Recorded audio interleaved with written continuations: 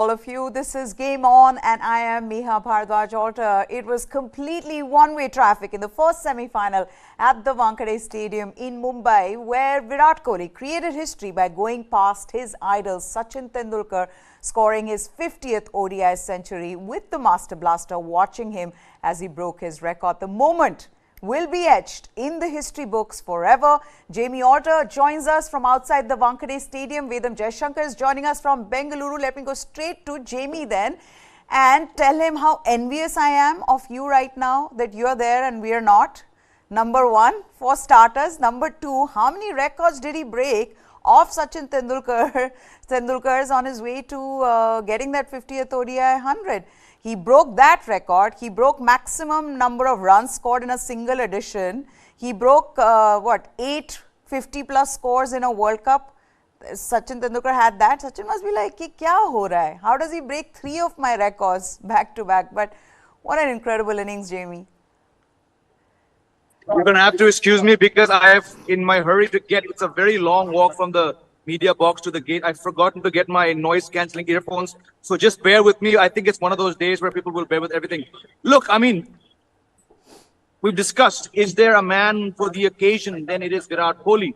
He got his 49th 100 on his 35th birthday. He's now drawn, forget drawing level, sorry. I mean, I'm still far from the moment. He's gone where no man has ever gone before. 51-day international hundreds at the Wankhede with Sachin Tendulkar watching. But for me, the most important thing is that this has come in a semi-final against a team, Meha. We've discussed, how many shows have we discussed? The pulse of the common man, the pulse of the people who are in line today, the pulse of many of the people in the media box. You know, it's New Zealand, we're worried, we're scared, we're apprehensive, we're nervous. And I kept saying, why are you nervous? This is India's World Cup. And look, the moment the toss went in India's favor, I told you on that show before the network went, the fans, they knew half the job was done. And the other half, as far as the common man is concerned, the person, if the stadium is full, Meha, everyone's blue jersey has Virat on the back. There's no Rohit Sharma jerseys, no Hardik Pandya jerseys, no Shubman Gill jerseys. This is Virat Kohli's World Cup, and look at what the man does on the toughest stage so far. We've all said, you yourself have said, Meha, what happens in the league stage stays in the league stage. This is a new tournament when it comes to the knockouts. What has Virat Kohli done? He's got 117 of 113 balls, and he's gone, like I said, where no man has gone before. 50 one-day hundreds. You had to be here. Of course, you can assume and understand what kind of reaction would be there. But to see, literally, man to man, every person in that stadium stand up and applaud, to see Virat Kohli run and then slide to his knees, bow down in front of the man whose record he's broken today. It was just something outstanding, and no other man, I believe, picks the occasions when he wants to do great things better than Virat Kohli. Absolutely. He certainly has a sense of occasion, that he thinks of, because what ends up happening is that here you are on such a big stage, Vedam, to think that this is a knockout game, to think that this is being played at the Wankhede Stadium. He just reached his 49th on his 35th birthday, right? He couldn't at that point, think of this. But here comes Mumbai semi-final at the Wankhede. You know Sachin Tendulkar is going to be there. You know a lot of other people are going to be there. There's David Beckham, who's come all the way. Everybody's, he's been all over in the news. There are others who were watching, Bollywood celebrities. But more than that, this was a perfect occasion, because what this also does is that it changes that record that Virat Kohli has of having never scored a 50 in a knockout game. So, Virat Kohli, as well as he's done in this World Cup, to see him score 100 in a knockout is a completely different thing, right? Yeah, Meha, I really agree with you on that score. But, the statistics can make an ass of everybody. You see this time and again. And, you need to have that sense of occasion, sense of timing, and the sense of dramatics, And cricket is one game where you need a little bit of luck also going your way. And I think that luck was there with India, especially with the toss. We knew we had to bat first today. and it was a very good toss to win. And there was a certain amount of luck, whether it was Kohli batting or Rohit Sharma batting. There was a little bit of luck, and that luck is absolutely required in a game of this magnitude. And yes, New Zealand has done better than us, like we said when we spoke last time, outside India, not in India. In India, they don't have the attack really to to really hassle the Indian batsmen. And like we said, maybe Trent Bolt will be useful the first 2 overs when the ball is new, and Santner will always be dangerous. And if you notice how we played Santner, we didn't take any liberties against him. Ensure that he finished his 10 overs. I think he gave about 50, 55 runs. He probably was the most economical of the Kiwi bowlers, but you ensure that you shut him up. And from the other end, runs were flowing. And the way the India batted too, the entire innings revolved around Virat Kohli, whether he was with Shubman Gill or later with Shreyas Iyer. They would go for the shots and he would hold the end up and ensure that the runs would come in ones and twos. Of course, the hitman, he was brilliant at the top, absolutely brilliant. Because when you come into that mood in a knockout match, you're bringing out a mood that you have in the league game, like a devil may care attitude, and that I think really pushed New Zealand on the back foot right in the beginning. And let's not forget the guy whom he took on was Trent Bolt at that stage. Bolt was trying to bend the ball back towards him, ended up feeding him on his leg stump, and Rohit Sharma was really absolutely brilliant. But yes, in all, it was absolutely brilliant batting performance. 397 for 4. That's what India have scored. The New Zealand bowlers just had no idea what to do against the Indian batters. Virat Kohli, as he's shown throughout this World Cup, he played the role of anchoring the innings perfectly. Even today, the script was exactly what we've seen in the group stages with Rohit Sharma, as Vedam was saying, giving India that another explosive start, scoring 47 off just 28 deliveries, including 4 fours and 4 sixes. On a perfect batting track, Shubman Gill, he carried on after Rohit Sharma, along with Virat Kohli, who took his time to settle down.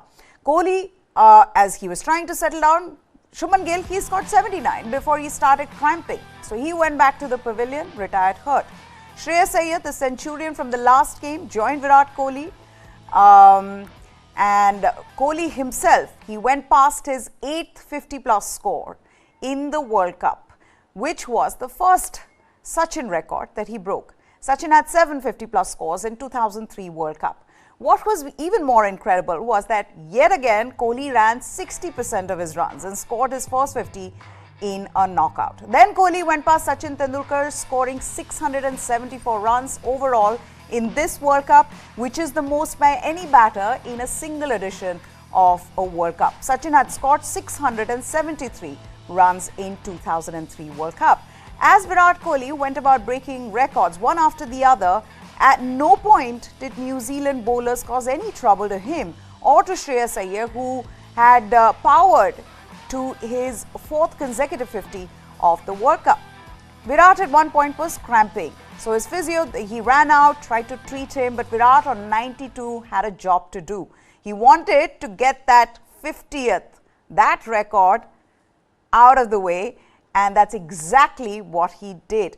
He reached his 50th ODI century in what was a massive game, finally being dismissed for 117 of 113 with 9 fours and 2 sixes, but the damage had been done. The final nail in the coffin was put by Shreyas Iyer, who raced to his 2nd consecutive century. And what this shows is how dominant this Indian side was. Yes, luck went their way, Jamie. We spoke about how toss was an advantage, but how perfect was this script? To think that Rohit Sharma gave them that perfect start. We thought, will he play differently? It's a knockout game. Maybe he's going to be slightly more cautious. No. From the word go, Rohit Sharma was tonking, Trent Bolt out of the park. And then you had Virat Kohli playing what will be remembered as, one big innings by him, especially in a knockout game. Shreyas Iyer doing the bit, Shubman Gill scoring runs. The script was perfect. Absolutely. Again, the same narrative, right? Virat Kohli ends up making headlines because he gets hundreds, which draw him closer to Sachin's at one time mythical 49. Then he He draws level with 49, then he goes past with 100, he goes past Sachin's record. It's all about Virat Kohli. But like I've been saying throughout this World Cup, and I'm glad that Vedam also shares the same opinion, whatever Virat Kohli and Shreyas Iyer and KL Rahul and whoever else down the line in that superb batting lineup, whatever they do, it's because of mainly what Rohit Sharma has done. Once again, he's playing selfless cricket. I think, if I'm not mistaken, this is his third 40 score in this World Cup. Has it really mattered to Rohit Sharma? I would wager to say no, because he knows more than any other opener in this tournament what getting 90 to 100 runs in the first 10 over means. Virat Kohli has hundreds in his vision. Rohit Sharma has India's 100 in his vision. And that is a massive reason why India are 9-0 and why they will go to Ahmedabad on 10-0. Of course, Virat Kohli's 674 runs matter. Shreyas Iyer's 200s and his 350s matter. KL Rahul's runs matter. But all that, to my mind, is possible because of what Rohit Sharma is doing. So he comes first and foremost because he's facing the first over of every match. But he's put aside his own personal success. You think he doesn't want hundreds? He's been sitting on 87 twice now, 85. He both times gave it away looking for the boundary, which he felt would put India in a better position. Trent Bolt, every analyst, every fan, everyone who's watched New Zealand and India play know the threat of what Trent Bolt brings to any match. Rohit, like we discussed, he negated that threat. Shubman Gill negated that threat. Shubman Gill would have probably been batting on 200 had he not got cramps and been sent off the field. So whatever India has done in this World Cup, yes, like I said before, the burden has been equally distributed, be it the bowling or the batting. But it starts up front with Rohit Sharma batting this way in 8 out of 10 matches. And just like with the bowling, it starts with what Jasprit Bumrah does. There's a 5-wicket haul for Mohammad Shami, not once but twice. There's a 5-wicket haul for Ravindra Jadeja. But what Jasprit Bumrah does up front is what sets the tone. And Indian fans, Indian team and the fans should be very, very grateful for Rohit Sharma up front and Jasprit Bumrah up front. That's right. I was just looking at Rohit Sharma's scores in this World Cup against Afghanistan, that 131. We had the pleasure of watching it live at the Kotla. Then 86 against Pakistan, 48 against Bangladesh, 46 against New Zealand, 87 against England. There's one score of 4 at the Wankhede the last time they played, which was against Sri Lanka. Then 40 against South Africa and 61 against Netherlands. And then today's 47. That's the kind of start that he's been giving to this Indian team. And we've also spoken about this, Jamie, Vedam, on the show. We've spoken about how his strike rate is the best among the top players. The top run scorers in this World Cup, if you see the top 10, Rohit Sharma has the best strike rate there of 120 plus. Just goes on to show. I also feel the commitment itself has been great. He decided that, look, this is the way I'm going to play for my team. He felt that that's the kind of start that they would have wanted. You know, after what happened in the T20 World Cup, the power plays, they weren't getting those starts. Rohit Sharma very clearly committing to that, saying that I'm going to change my approach. And to this extent that now we've seen him in every match of this World Cup, including a knockout game. And I wonder how much of this has sort of rubbed off on the others as well, in just saying that this is, you know, somebody who's playing selfless innings. Vedam? Yeah, I agree with you, you know, but the biggest favor he did India today was actually winning the toss, you know. Yeah. And we know the toss is so important, especially like what we spoke yesterday also. Toss was very important. And it was important that India batted first, basically because it's a knockout game, it's a big game, and we don't know how the wicket would behave under lights when there's a little bit of sweat. There was so much of nonsense written about the pitch that we chose. Why not? As hosts, we can choose the pitch, irrespective of what the others say. But having done all that, it was important that Rohit Sharma wins the toss and we bat first. And that's what India did. India batted first, and Rohit Sharma, of course, like you mentioned earlier, he batted absolutely selflessly. We could have had some problems in the very first match when we were 3 down for 2 runs. But again, you know, it showed the planning that this team is doing. You know, it's got hitters, it's got people to bat around them, it's got you know, grafters. You know, and it's got big hitters. Like today we saw Shreyas Iyer taking on the spinners, and he did it brilliantly. He was going after them and hitting big sixes. So I think there's a lot of planning which has gone, and there's nothing more satisfying when your plan comes off. In this case, Rohit Sharma, it was always planned that he would go after the bowling, especially as an opener, and with his exquisite timing. And, he doesn't muzzle the ball. He just times it so sweetly and so brilliantly. The ball just flies off the bat, and that's what we saw again and again. And today, when the ball was hard, the shining ball which was coming on to him, and he really showed that he could bat. He could bat in sublime form, and that 47 runs that he scored was absolutely worth its weight in gold. Because after that kind of a start, it would have been horrendous if the others had failed. But the others also rose to the occasion. And look at the bowling. Tim Southee, 10 overs, 100 runs. Trent Bolt has given a 86 runs. Yeah. So, they targeted the bowlers well. And I think it was a plan which went to perfection. I only hope the bowling plan also goes to perfection and we play the final. Let's also talk about Jamie. I know Vedam was just referring to it, all the talk around the pitch. There's just so much the pitch can impact in the way the match goes. And New Zealand didn't help themselves in the way they bowled. Trent Bolt went for 86. Tim Southee, his second most expensive spell, 10 overs, went for 100 runs. So it wasn't just the pitch. When your top bowlers are unable to control the opposition batters, there's not much you can do.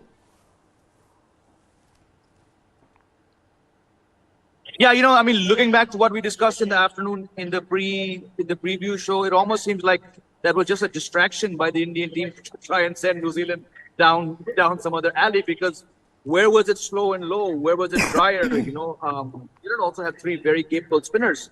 Neither of them really made a dent, So again, this was just like we just discussed. This was a near perfect batting example, and it's not near perfect because Shubman Gill got cramps. Otherwise, this would have been as close to perfection because he would have got a big innings. This was just a very, very good batting track. Not an ounce of evidence of what we were discussing, that it's going to be slow and low. I mean, if it was, I think Mitchell Santner would have had a much bigger say. The guy's not got a wicket. Whichever bowler came in front of India, if this was slow and low, like Vedam just said, why is Tim Southee going for 100? Why is the great Trent Bolt, the destroyer of all things Indian in knockout matches, why is he gone for 86? So let's just not talk of the pitch and all those articles we were discussing. Yeah. This was first World Cup. It remains a bat first World Cup, more so at the Wankhede Stadium. A fantastic toss to win. And when you have the kind of batsmen who may have consistently put up 350 plus, it was just a matter of time before New Zealand had another off day in the field and they'll be chasing leather. They should have been chasing, to my mind, a lot more than what they will be chasing. But every single batsman who came out, to the crease, they left a mark. Just one of those typical Wankhede wickets. So I'm not sure how much time we should spend discussing what we did earlier on when it comes to the pitch. Unless Ravindra Jadeja takes 8 wickets and Kuldeep Yadav takes the other 2, then we can go back to talk about the pitch being shifted. Has it made a difference on Indian bats? Yeah. Absolutely. Now, I know that, comparing eras is something that all of us don't like. But having said that, now the comparisons will begin or have been already going on. But now that he's crossed that 50 ODI hundreds mark.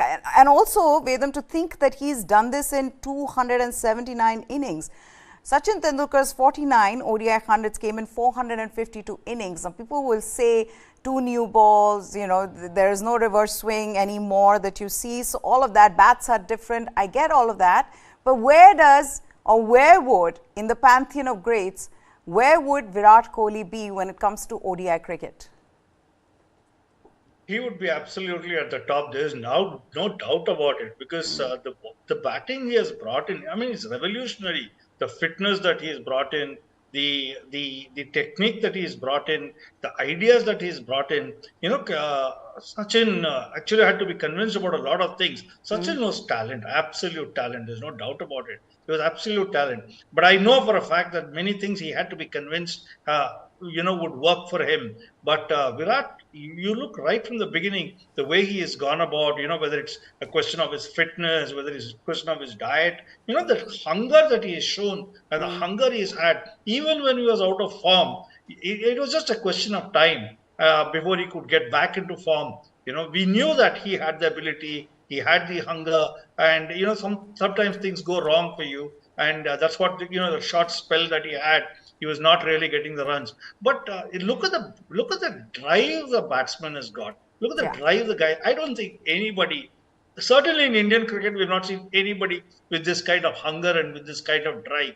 And it's like he's so focused. He knows exactly what to do. And it's not that he's scoring only in India. He scored all over the world. And there is a way that he would play his cricket. Run fast, run singles, Yeah. run twos, run threes quickly as fast as possible. And later, when the ball is in his zone, he would go for it, and get those boundaries. So, and even when you look at it, you may talk about strike rates, but he is not in any way inferior. He's got a strike rate of run a ball. But importantly, he's not losing his wicket and allowing the other person, also the batsman at the other end, to go for it. So actually, that strikes a good partnership. A lot of cricket is about partnership, whether batting or bowling, and Virat has understood this better than most others. And he doesn't feel inferior when somebody goes at 150, 170, 180. He knows he's got a job in hand, and he goes around proving that he will do exactly that and ensure that his team goes ahead. So I think at the end of his career, he would go down as one of the finest ever cricketers India has produced. 50 ODI centuries already, Jamie, and the hunger that you're seeing in him, the runs that he runs in singles and doubles, you get that sense that he's so far from being done. What can one expect in terms of how many more that Virat Kohli can score?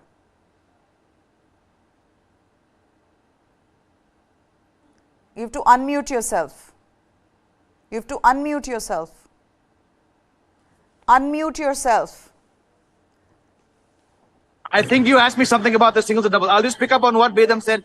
The fitness aspect. He doesn't have the natural skill. He's not blessed with the skill that Sachin Tendulkar had. But he realized, that beyond hard work, beyond hours and hours of training and dedication, what can set me apart from the others in this era is my fitness. So just like Vedam said, it's a very, very right thing, because he has set the bar high himself. And in doing so, he's made any Indian team that he has played in, I think we've all seen this, the fittest Indian team of all times. Of course, with each passing era, as technology advances, as science advances, as people become more conscious about what they need to be doing as elite sportsmen, they do improve with diet and all, but not everyone is a Virat Kohli. But the Virat Kohli impact.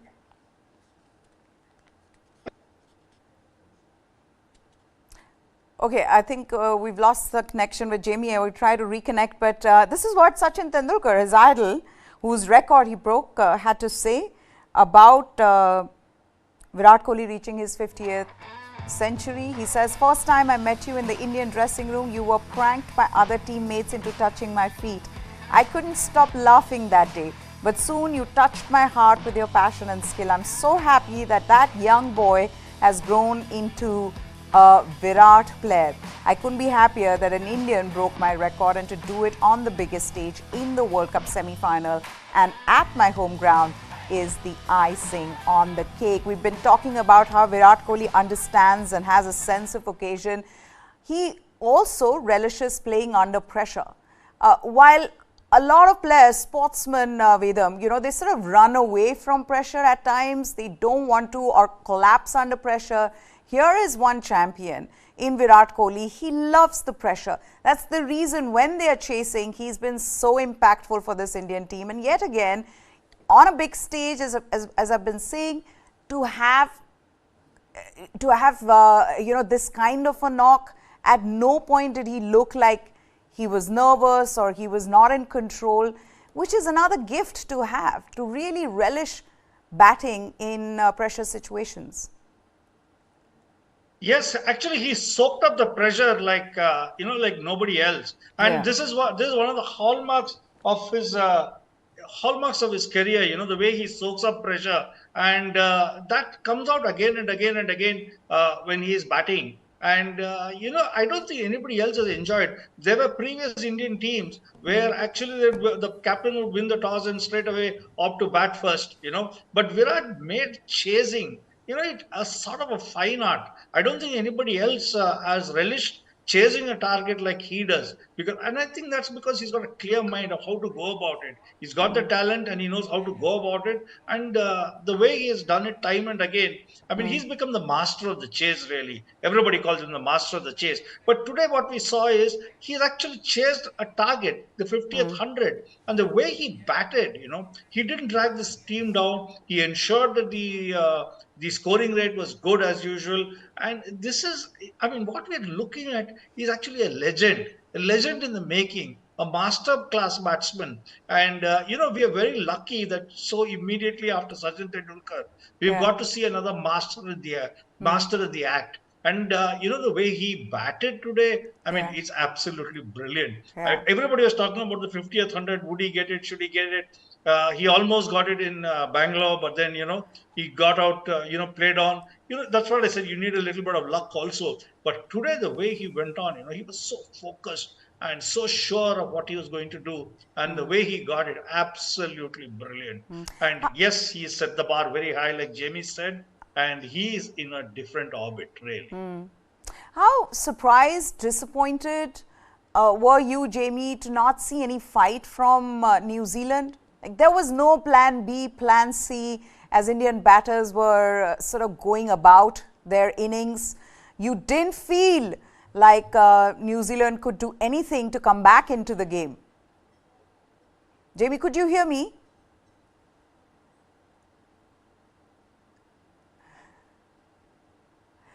First, you've got to unmute. You've got to unmute yourself. Can you hear me? Yes, I can. I'm talking about New Zealand bowlers and how absolutely shoddy they were. I'm sorry, Maya. Should we do sign language? I don't have my headphones, so I can't hear a word with all this noise here. How about you get somebody to give you their headphones? Borrow headphones. This is so much fun, Vedam. We can say anything and get away with it right now. Okay. That's between you two. Okay. But yes, you were also talking about the fitness bit of it. We'll just sort of stay with the Virat Kohli conversation for a little bit longer. You were talking about the fitness bit, that he realized that he needed to change his diet, he needed to change his approach if he wanted to go into that list of greats, right, which he did, and he did it wonderfully because it rubbed off on the team. You saw everybody else, when he was the captain of the team, everybody else following suit. What I wanted to ask you was that for someone like him, who's already done so much, to be able to run faster than all the other teammates, to be able to be ready for every single. You have Shubman Gill, who's probably the youngest player in that team, who's cramping. You are cramping, but you still don't want to give up. That fighting spirit also defines what a champion player he is. See, what we heard was the man who really changed him was the RCB physio at that time when he was very young. He showed him a video of Djokovic and showed him about that body of Djokovic where there wasn't even an inch of fat. And I think that video was all about, the fat level in the guy's body. And immediately he said he too wanted to be like that. And I think Shankar Basu changed his entire diet, his training and everything. And he said, listen to me and let's do this. And of course, earlier, also Dhoni had brought in fitness. Dhoni was very keen on fitness and having fit players around him. In fact, he got rid of quite a few seniors. But then what they did was they brought in that yo-yo test. Yo-yo test, actually, funnily, they had that catapult wearable devices. And when they found with that devices, they found that a T20 match, most cricketers were running as much as a footballer was. And so yo-yo test was actually from football to get that recovery levels going. And Virat Kohli embraced it. And once a captain embraces it, the rest of the team has no chance. They have to do it as he says. And funnily, suddenly the team became very fit. And not only that, it has gone down, filtered down the line. Every single young cricketer in India wants to be fit like Virat Kohli. And that's made an entire difference. If you look at our Ranji Trophy or our under-19 or under-16, everything has changed. And I think he has been the real pioneer of that. And he's shown today at this age, like you mentioned, at his age, 35, 36, he is now. and he's running as fast as Shubman Gill, or he's even fitter. The recovery time that he's taking is much lesser. So I think Virat Kohli is really written a new chapter into Indian cricket and fitness in Indian cricket, and I think it's going to stand the entire Indian team in good stead. And we were talking about the New Zealand bowlers. I think New Zealand were ambushed today. They didn't Yeah. expect this kind of the way the Indians came at them, and I think they got shocked. And like you said, there was no second plan B to get over it. Yeah, and I felt like, especially the start Rohit Sharma gave them, when he started hitting their bowlers, they really didn't know how to get back from there. Jamie, I was asking, can you hear me now? Okay, it's mostly like how you're at home. I keep talking and you don't hear me. but, but tell me about New Zealand. How surprised or disappointed were you with just complete lack of planning from New Zealand? They had no plans once their plan A went awry. Yeah, they had no plan, but I'm saying which team really could plan to stop this best batting attack of this World Cup on such a lifeless track, And let's not forget, I think we're not stressing enough on the fact that yes, New Zealand were very, very good in the first half, but they're also coming off just one win in 5 matches. True. They lost 4 consecutive matches, so whatever momentum they had, and we know the injury problems they've had. This New Zealand team, which is by the skin of its teeth, managed to get into the semi-finals, which is why I was saying I don't see them posing a threat. Had they been 6-3, 7-2, you would have said, yes, this Black Caps team is going to push this team. But when you've just come into the semi-finals, you've scraped through, you've had to fend off Pakistan and Afghanistan, it just says how ill-prepared you already were. Then you come to the Wankhede, where every single person here is wearing blue, and of all those people, 99.9% have Virat Kohli on their back. You lose the toss. I mean, what would a good day have been for New Zealand? 310, 320, still not going to win you a World Cup semi-final. They were just offset by the conditions, by just not having a plan B. What is their plan B? Their plan B is, okay, Bolt and Henry don't do anything. Now there's no Henry. Saudi and Bolt don't do anything. Will come on, and we have Lockie Ferguson, probably the best, or the second best after Mohammad Shami, first change bowler. He's not working. I mean, what would Mitchell Starc, what would Pat Cummins, what would they have done on this track? I'm not so sure. New Zealand allowed India to get to 397. Other teams with plans, Meha, as you said, would have, like I said, 320, 330.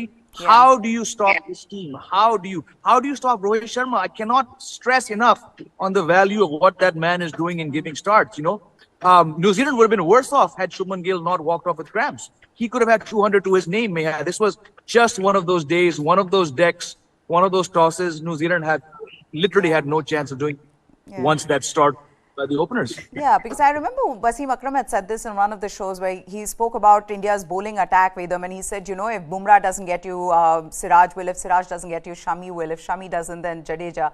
And if Jadeja doesn't, then Kuldeep Yadav. It was a similar case with India's batting, because if it wasn't Rohit Sharma, then Shubman Gill would. If it wasn't Shubman Gill, then Virat Kohli would. And if it wasn't Virat Kohli, then Shreyas Iyer would. Because of what Shreyas Iyer has done, let's also sort of talk a little bit more about how good he's been. To think that he was coming back from an injury, of course, there were question marks around his match fitness. One wondered, okay, maybe, just maybe, he's not the right choice. India is taking a risk by taking him for this World Cup. But Shreyas Iyer has been incredible. And now he's joined an elite club, once again, of players. There are only 3 Indian players who've got back-to-back hundreds in World Cups. One is Rahul Dravid in 1999, that World Cup. Rohit Sharma in 2019, of course. And then now Shreyas Iyer in 2023. But the manner in which he went about his batting, that was incredible. And I love it when he's got this, when he's in full flow, just the way he hits the spinners, the bat swing. There's something to appreciate about how Shreyas Iyer has been doing in this tournament for this team. Vedam? Yeah, Shreyas Iyer actually he's a very good striker of the ball, And when the Indian team has gone on, like horses for courses, he's the ideal man on Indian pitches. Even earlier when he came into bat, we saw one Ferguson bouncer. He just ducked into it and swung his bat around more Yeah. out of instinct than anything else. He was lucky it didn't go to hand. But like we said, you need a bit of luck, especially in the knockout games. And that was his luck moment. It could have gone to hand, it could have taken a snake, gone off the glove. It could have gone anywhere, but it just fell safely. And after that, it's very difficult on these pitches to really get that kind of a bounce and pace. So your fast bowlers really don't work, especially the fast bowlers that New Zealand had. And once Shreyas Iyer found a sweet spot in his bat, I mean, it looked like he had no edges at all after that. It looked like he only had the whole bat was one big Yeah. sweet spot. I think he got about 8 or 9 sixes. And right from the beginning, the strategy was they would play him at number 4 and he would go after the spinners, whoever the spinners were. And that's exactly what he did. He just went after the spinners, except that he too had to be a little cautious against Satner. I think Satner bowled 10 overs, 50 runs. He had to be cautious against him. But he went after all the other spinners and even the fast bowlers, whenever they pitched. I mean, there was nothing they could do. He was muzzling the ball. Like you said, it was a sweet swing, the way he was swinging his bat, the lovely arc there was, and he was just muzzling his way through. And I think on Indian pitches, Shreyas Iyer is a dangerous batsman. And I think there were a couple of sixes that he hit, using his feet. The footwork was brilliant. So he was the ideal batsman today on this pitch. Home pitch for him. He knows Wankhede very well. He's played a lot of cricket in Wankhede Stadium. He knows exactly how much it will bounce, how quickly it would come. And once he got through that I think one delivery from Ferguson, he really was the master. And he had a brilliant non-striker in Kohli. Kohli gave him a lot of lead, picking up and picking those ones and twos. And in no time, I think Shreyas Iyer, I think he's got 100 in about 60, 65 balls. He was absolutely brilliant with his bat today. Yeah, and I think this is the 105 best of innings 70. that I've seen Shreyas Iyer play. Absolutely. 105 of 70 balls, 4 fours and 8 sixes. He was striking at 150. Incredible. KL Rahul also, towards the end, scored 39 of 20. So just taking that target to beyond New Zealand's reach, 397. And New Zealand would like to believe they can chase it down because they tried to do that against Australia. They fell short, but they came very close in that game where Australia had scored 380 plus. And I think New Zealand fell short by 4 or 5 runs. So they'd like to believe they can do it, but it's a really tall ask. I also want to talk a little bit about, because you don't get to see those faces at other grounds, about how Wankhede is like the Wimbledon of India. Whenever there's a big match, big occasion, you'd see celebrities, actors from Indian film industry. Jamie, there was David Beckham today. It was nice to see Sir Viv Richards. He'd come to felicitate the ICC ICC's Hall of Fame inductees. But look at that. These are lovely visuals. Jasprit Bumrah with a firm shake hand with David Beckham. One great with another, Sachin Tendulkar and David Beckham. And this just adds the cherry on the cake, isn't it? To think that this just makes the sport itself more fun. People are watching this, they're saying how many people from different walks of life they've come. There are industrialists, there's Mukesh Ambani sitting there. There were others. I think there was, Ranbir Kapoor was there. There was Siddharth Malhotra. And Jamie can give us more lowdown on who all were there and what was the vibe like. Jamie? Yeah, again, and this just comes with the territory. This is India's financial capital. It's the home of the Hindi film industry. So you expect celebs to come in. Just as I was reaching here at 11:26 a.m., between that and probably 11:30, just the 4 minutes that I was standing at the gate going through the formalities of checking in, three black Range Rovers went by. I didn't notice them because I was more focused on showing them that this was a tripod and all that jazz.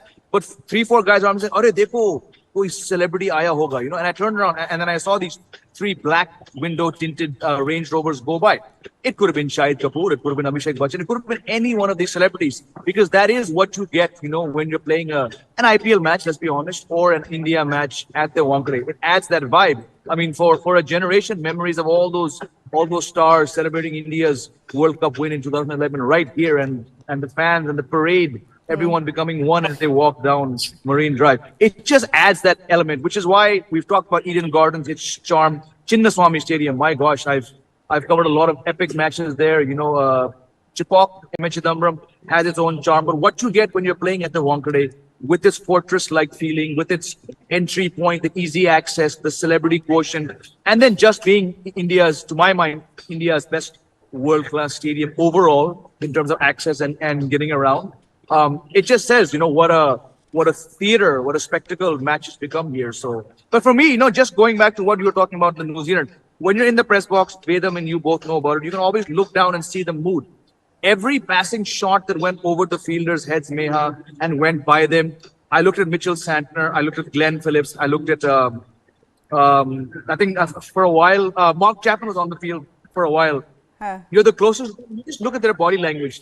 It was not like they'd given up. It was just like acceptance. Ke ball hamare sar se upar aayega, you know. And this is the Kiwi you're talking about. One of the most professional on the ball, to the point of perfection teams going around.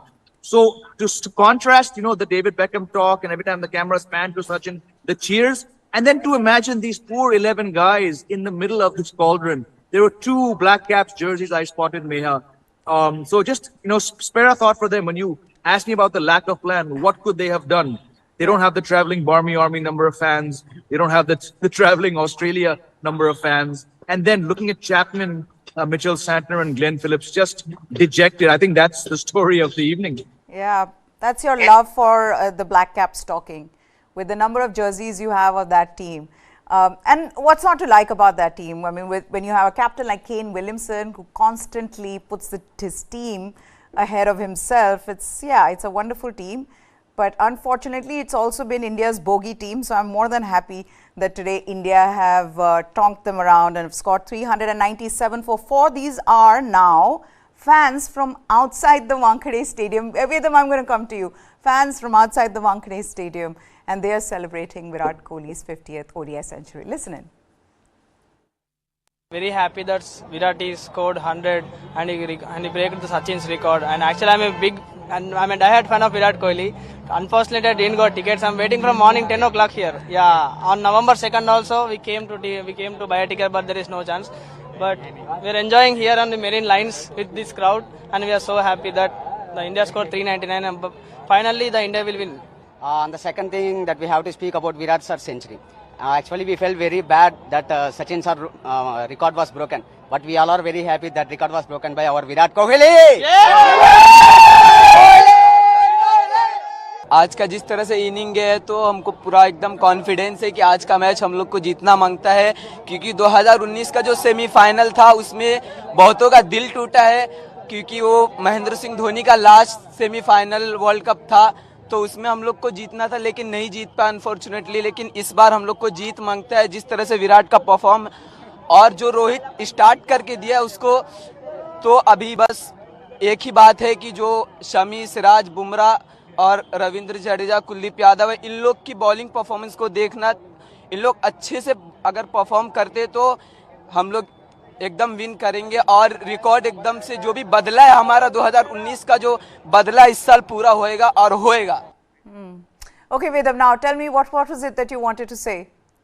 No, when you were talking about Wankhede Stadium and the crowd there, and Jamie was, describing the various VIPs, I just remembered that one of the first matches that I covered in New Zealand was in a place called Napier. And at that time, it had about a population of about 45,000, that's all. And I told them that the entire city's population could be fitted in one of our stadiums, one of our bigger stadiums. And I'm 100% sure that for many of these New Zealanders, to see a full stadium filled with blue T-shirts would have really shocked the hell out of them. And like he said, they were cowed down. Yeah. They really were cowed down. with That's the sheer true, but what we've numbers. seen now is that they've got off to a good start. They've got 30 for no loss, 4.2 overs. Conway and Rachin Ravindra both at the crease. 397, Jamie, is a huge task, but the only way they can think of doing it is if they don't lose any wickets in the power play. Absolutely spot on. You mentioned with the match when they were chasing 389, hardly a few runs less. They came 5 runs short. This New Zealand team has to have that belief. But again, an attack like Australia's, despite having Hazelwood, Stark, and Pat Cummins, if they can give 380, 384, that says the story right there. This Indian team is not going to give an excess on a bad day of 300. We know beyond the 15th, 18th over, batting at the Wankhede in this World Cup does become easier, but I wish this team all the best for trying to get through 15 overs when the first 15 overs will be bowled by Bumrah, Siraj and Mohammad Shami. It's 4.2 overs, and I can see there are lots of buys and extras, so hopefully the Indian bowling gets more discipline from here on, because it may be 397, but things can change very quickly, especially if the dew comes on. So don't want to take any chances. But thank you so much, Vedam Jaishankar and Jamie Alter, for joining us here. That's it then on this special News 9 Live is what you need to subscribe to for all the latest. For now, goodbye. Thanks for watching.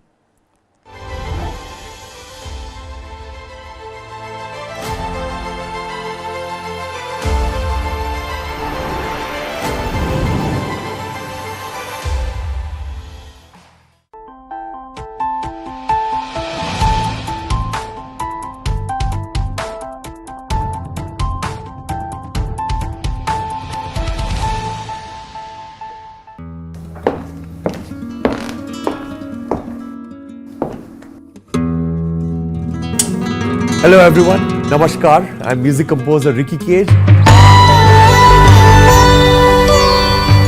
3-time Grammy Award winner and a United Nations Goodwill Ambassador.